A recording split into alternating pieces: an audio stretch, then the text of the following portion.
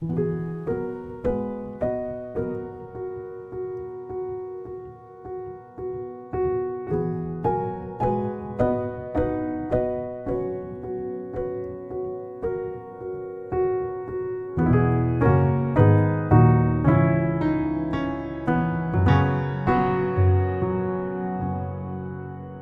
been a revolution in the way we write piano music. Over the past 2 decades, a new wave of composers from Scandinavia, Germany and Iceland have reimagined the way the piano is performed and recorded. Nowhere is this more evident than in the form of felt, that is, a layer of felt or other fabric placed between the hammers and strings to soften the instrument's sound. On upright pianos, this is called a practice pedal.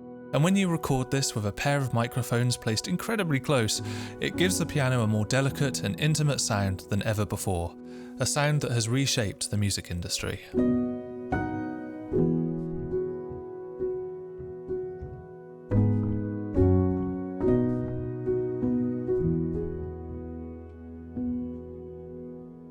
But when you have such a soft and mellow tone, what happens when you want to play loudly? There's no way of doing so without removing the felt. And therein lies the problem, because pianos from the likes of Yamaha and Bechstein tend to be piercingly bright without that layer of fabric dampening them. So as a composer in this new era, we're forced to write with the practice pedal down, limiting our dynamic range. When I was looking for my first piano, this is what I had in mind. I thought I would need an upright with a practice pedal, as a piano in its pure form just wouldn't be as useful. That was until I came across this one.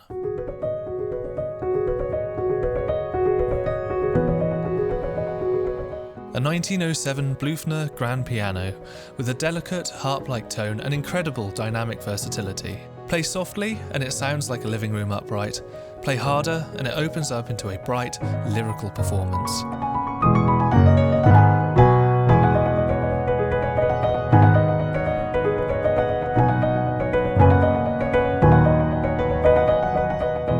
Everything needed for modern scoring without the drawbacks of recording with felt, this is a piano that I think every composer would want in their studio.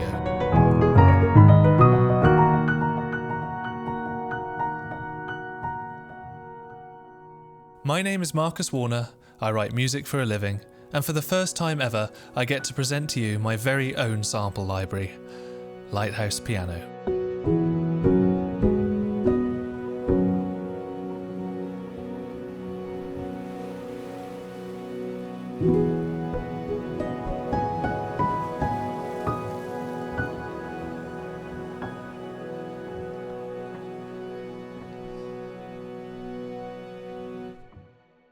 We have a lot to talk about today, but let me get started with the sound of the piano itself. On a grand piano, instead of a practice pedal, we have what's called an una corda pedal, which physically moves the hammers to one side, engaging only 2 strings for each note rather than the usual 3, so the minute differences in pitch between them are reduced.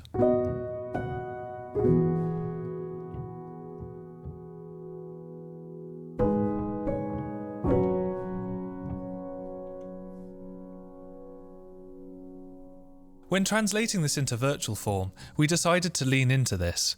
The piano has been sampled with 6 dynamic layers, 4 of which have the practice pedal engaged, so when you're playing from a mezzo forte all the way down to pianissimo, you're hearing this pure harp-like tone.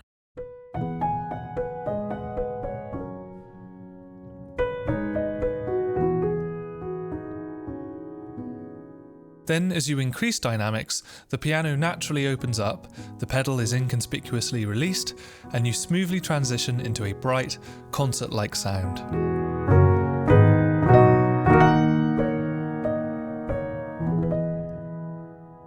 And this is perhaps what makes Lighthouse Piano different. It has the ability to be as soft as a modern felt piano, but as bright as a concert grand, making it a true all-rounder.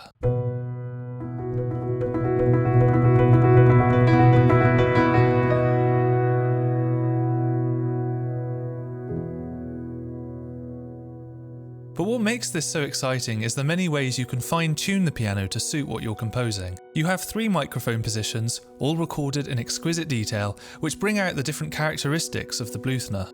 The body mic is the most conventional setup, with 2 microphones placed just inside the lid, a couple of feet away from the hammers.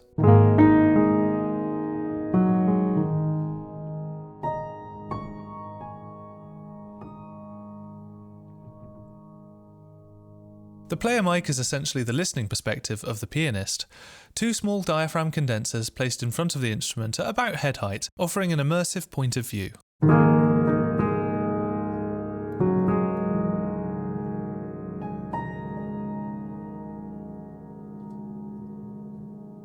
Finally, the Hammers mic is the setup I use for recording. Two beautifully built small diaphragm condensers placed only a couple of inches away from the action, giving us the most intimate, detailed sound of the bunch.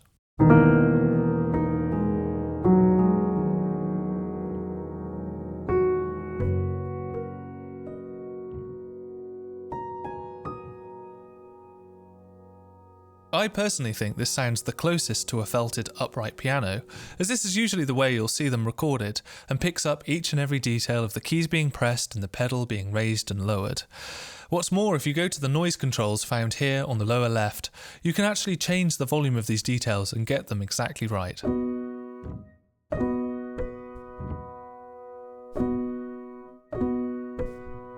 I've made a bunch of snapshot presets to go with the library, a couple of which use all of this to really lean into the piano's quieter characteristics.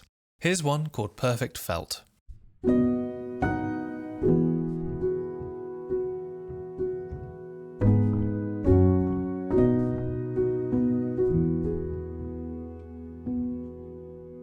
You can hear some of the Atmos layers in the background there. I'm really excited about those, but I'll get to them in a little bit. As you can see, it solos the Hammers mic, brings up the key and pedal noises, as well as the noises from the pianist, so the stool creaking and stuff like that, and you really feel like you're super close to the sound, but it also adjusts these other controls up here on the top row. Colour is a nicely tuned EQ curve which adjusts the brightness and darkness of the sound.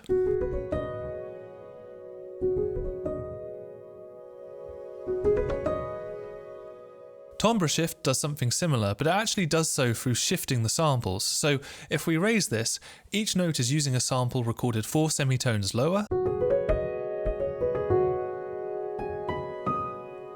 or 4 semitones higher.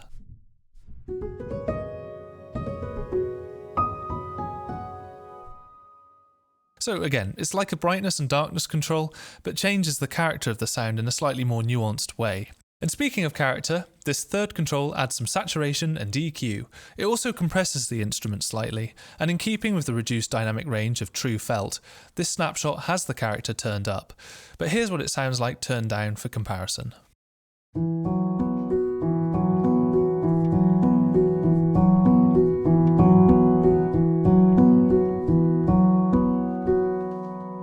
I really want to emphasise at this point just how much of a key part dynamic range plays in this library, and how the programming takes what is already a versatile instrument and makes it even more so.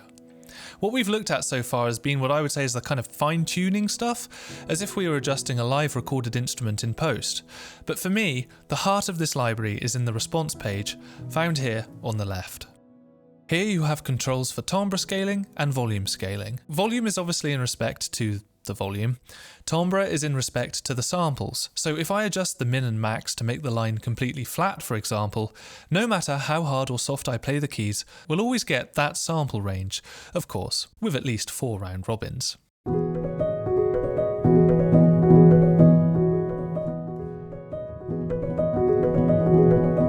You can hear, of course, the audible volume is still changing, which is a good way of balancing out the reduced variation in timbre.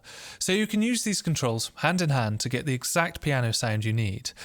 This is genuinely what I'm so excited about, because I now have precise control over this piano like never before. If I load up the Perfect Felt snapshot again, you can see on the scale we are now at the lowest levels, still with some range, as a real felt would have, but no longer using the louder dynamic layers to better emulate the sound we're going for.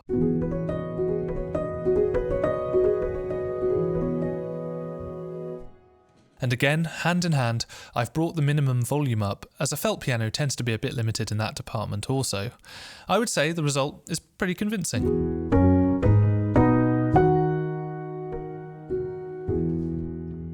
And the wonderful thing is, you can do the opposite. If I grab the bright concert grand snapshot, you can see the graphs have changed substantially, and here's how that sounds.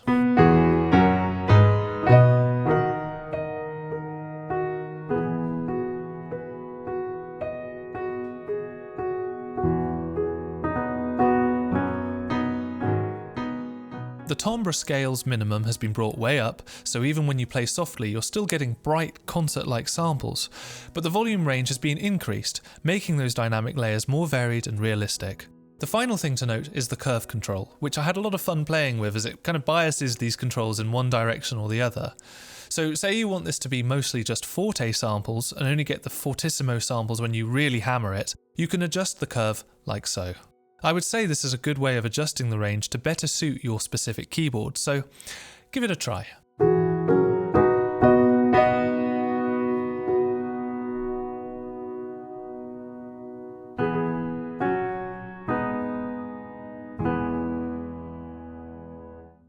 I'm going to go back on the default setting now, which in my opinion captures the best of both worlds, and head to the settings page, again found here on the left. If you weren't aware, controls like sample start cut into the beginning of each note you play to make the instrument more responsive.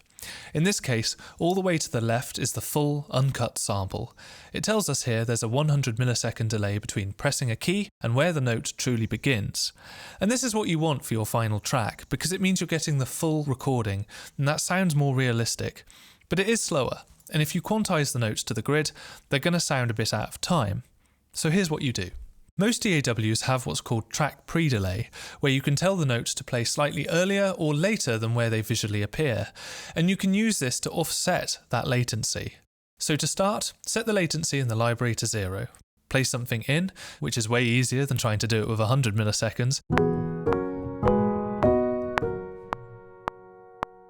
Then, when you finish recording, whack the latency up to 100 and set the track pre-delay to negative 100 milliseconds, which you only need to do once by the way, but now the piano will be perfectly in time with the grid, even with the maximum latency and realism.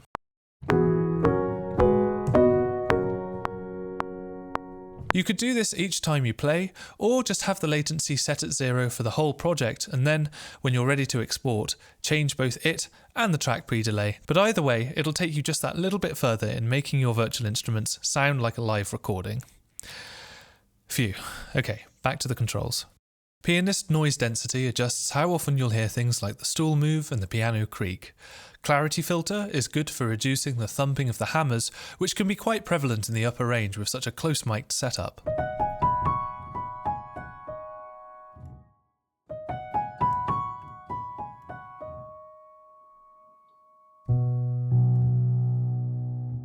Force pedal down samples gives us more sympathetic resonance from the other strings, so usually when you play a note, the dampeners stop the other strings from vibrating, but with the pedal down, the note's harmonics, and even a kind of echo of the hammer noise all resonate through the other strings on the piano.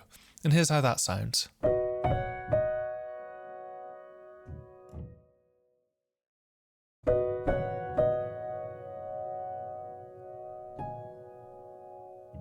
The final control on this page is for the atmosphere layers. These play subtly in the background alongside the raw piano samples, and by default, decay in volume alongside the tail end of each note. But here we can switch this to sustain infinitely, and in doing so, now is a good time to show some of them off.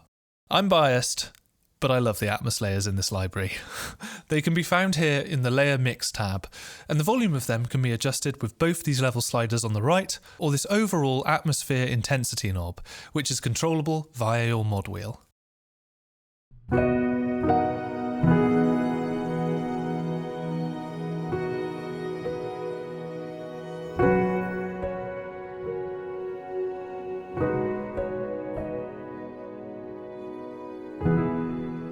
As with all Fracture Sounds libraries, these provide a variety of textures and pads that complement the piano, but I feel a particularly strong connection to the ones in this library. When I hear them, I can see waves crashing on the shore, gulls wheeling overhead, and feel the cold ocean wind. I find them truly inspiring.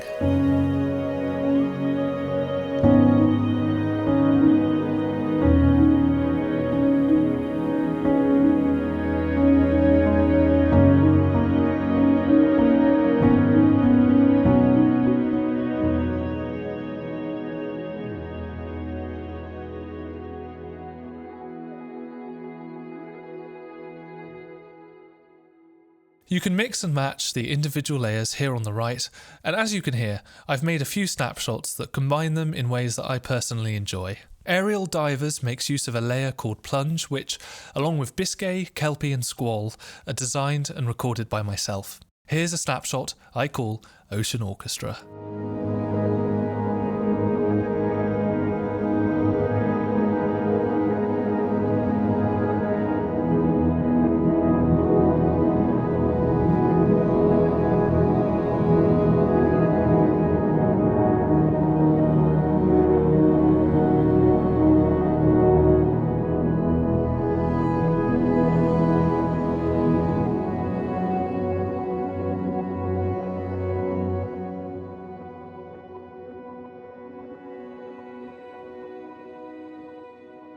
And perhaps more so than any other library I've worked on, I feel like these Atmos layers are really great to use on their own, or in combination with the piano as more of a texture in itself.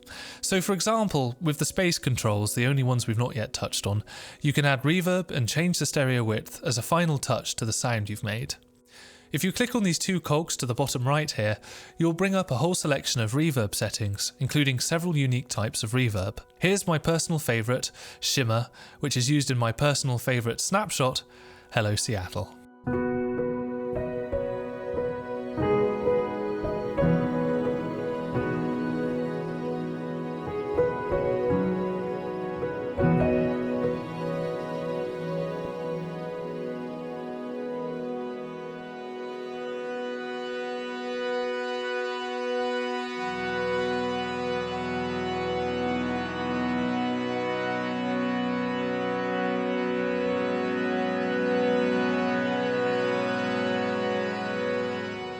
Normally, this would be where I'd wrap up the video, but after much pleading from myself, the team were kind enough to create something rather special to include with this library. Complete with a brand new drone controller, this is the Lighthouse Harmonium.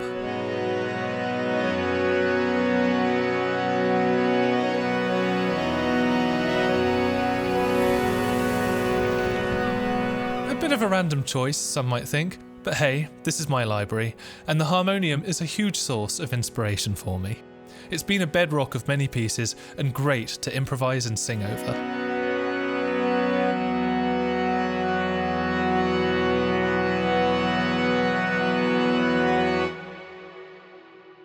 Alongside the colour, stereo width and reverb controls found in the main piano patch, we can control the dynamics using the mod wheel,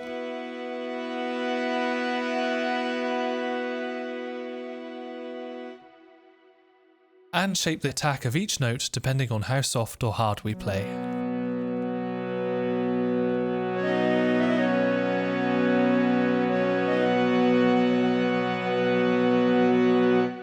But what's really exciting here is that the rest of the team went above and beyond to create an entirely new control called Drone Mode, inspired by my journey in Celtic music and playing folk instruments in my album Legendarium. If we switch this on, we can either play a note on our MIDI keyboard or click on screen to select it. The note will then latch.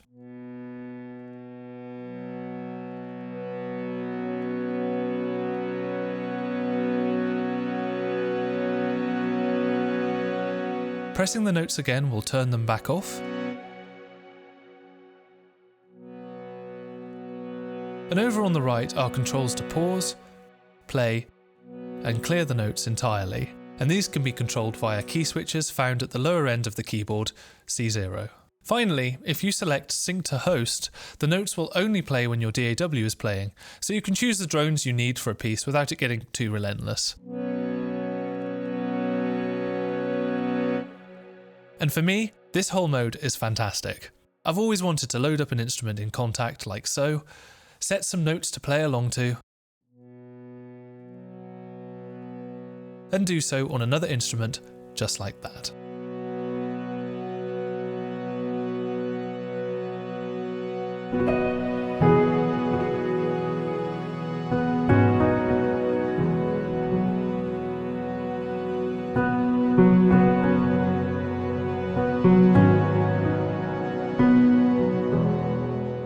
Well, there we go. My very own Fracture Sounds library, which for me captures the absolute best of a beautiful, versatile piano that works across a huge range of genres and has been an inspiration for some of my favourite pieces of music. I've had the joy of owning it in real life for 5 years, and am beyond delighted I can now share it with you. Thank you for watching, and until next time, fair winds and smooth seas. Goodbye.